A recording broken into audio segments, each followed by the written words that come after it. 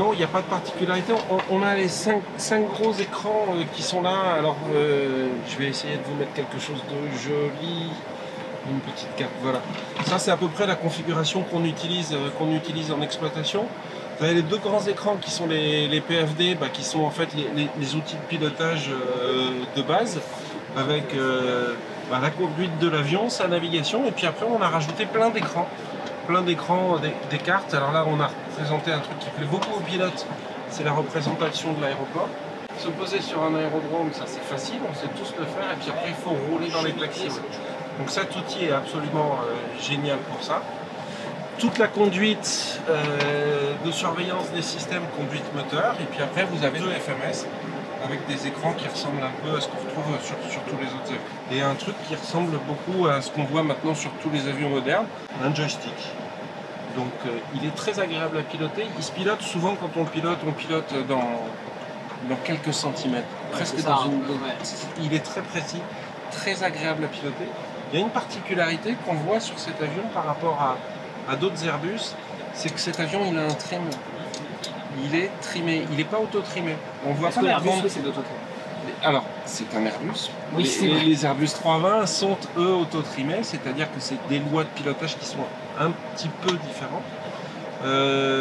Ça revient un petit peu vers une aviation, j'allais dire, un petit peu plus classique, d'une influence, on va dire, plus nord-américaine.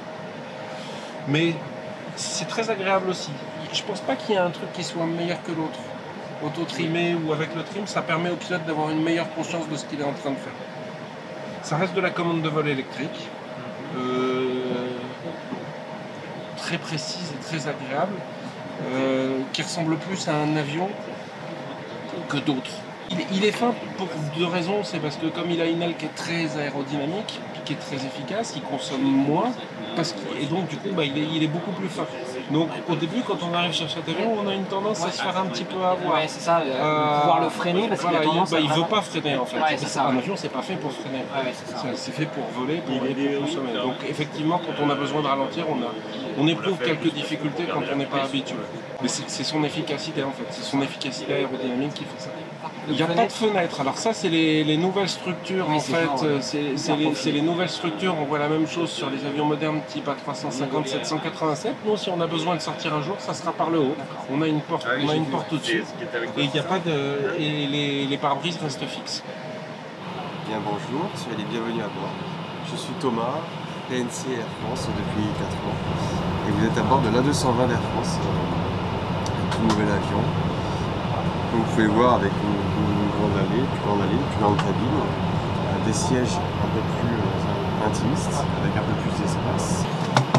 Vous avez tout ce qui est nécessaire pour une tablette, mais aussi un support appareil électronique et nos ports USB. Les hublots, vous pouvez remarquer qu'ils sont plus grands que la plupart des avions, même les avions long courrier. Alors moi j'étais sur Airbus A320. Et maintenant je fais les Airbus A320 et les Airbus A220. C'est la cabine telle qu'on l'a connue en 2021 quand on a reçu les avions. Quand j'ai été formé pour la première fois dessus, c'était ces cabines-là. Voilà. Donc vous pouvez regarder, il y a la marque Air France ici, l'accent qui est présent ici. Vous avez pu voir aussi à l'entrée, voilà, on est accueilli par cette marque. Et au fond de l'avion, vous voyez aussi la marque ici.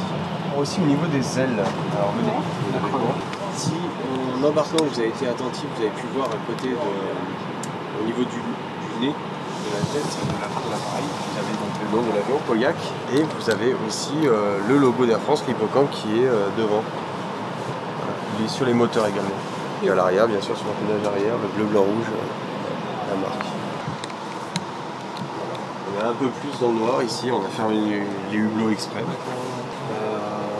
Ici, donc, on a 2 toilettes. On a 2 toilettes pour un ratio passager, on est à 148 en version nominale, sans business, 148 en capacité maximale.